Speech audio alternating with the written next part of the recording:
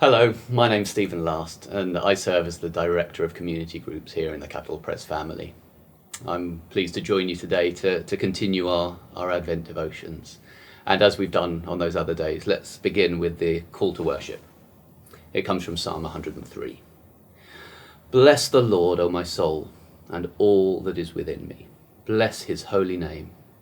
Bless the Lord, O my soul, and forget not all his benefits, who forgives all your iniquity, who heals all your diseases, who redeems your life from the pit, who crowns you with steadfast love and mercy, who satisfies you with good, so that your youth is renewed like the eagles. Oh, Father, you are merciful to us. We are grateful to come before you now. Be with us as we look at your word this morning. Help it to change our hearts and our minds so that we might know your love more. Amen. Yesterday we heard about the fall. Today's passage looks at the effects of the fall. Now it's easy for me to look at this passage and condemn Pharaoh without pausing to recognize that the consequences of the fall, which are so manifest in Pharaoh's life and actions, are also present in me. This new king of Egypt had no relationship with Joseph. In fact, one might wonder whether he even remembered what Joseph had done for the nation. And now, seeing the Israelites grow in number, he acts out of fear. I do the same. Seeing something looming ahead of me, unknown and growing, I too am fearful. I might try to dominate the situation and try to bring things under my control rather than trusting in God. This is just one of the consequences of the fall. But the Israelites' plight must not be minimized. Their suffering is significant, their lives hard and indubitably short. Each day would have been full of pain and probably felt hopeless, whether they slaved to build bricks and cities or were in the fields gathering harvest. What is clear is that this is a seminal moment in their history, and one they must not forget. Numerous times throughout Exodus and Deuteronomy, the people of Israel are commanded to remember when they were slaves in Egypt. And our second passage illustrates why they should remember this moment. They cried out to God in their need, and God heard them. We're reminded that God himself is a God who remembers. He remembers his covenant with Abraham, with Isaac and Jacob.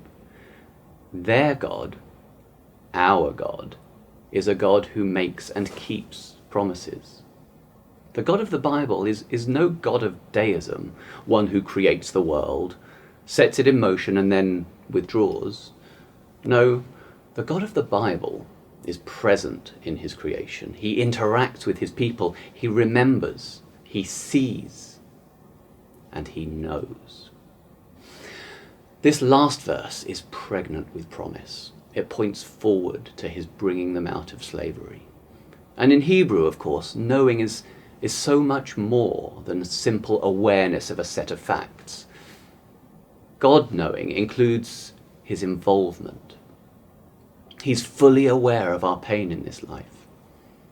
Even when we suffer, God sees. He knows. And he has a plan.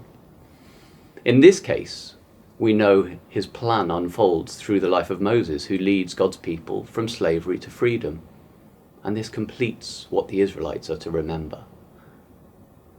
The command is never an isolated, remember you were once slaves.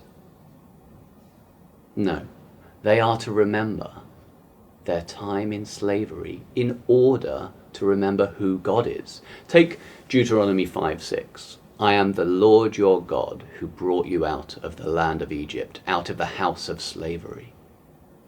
God is a redeemer who delights to save. This is in his very nature. And we have even more we can add to our remembrance, that God delights to save and that he knows. This episode in history merely foreshadowed God's master plan in sending Jesus to save us. So, as we wait, as we anticipate the time when we celebrate Jesus' birth, we too would do well to remember he knows us in our pain. He's experienced this pain, and he has a plan for you. And in so doing, let us give him glory and enjoy who he is and what he's done.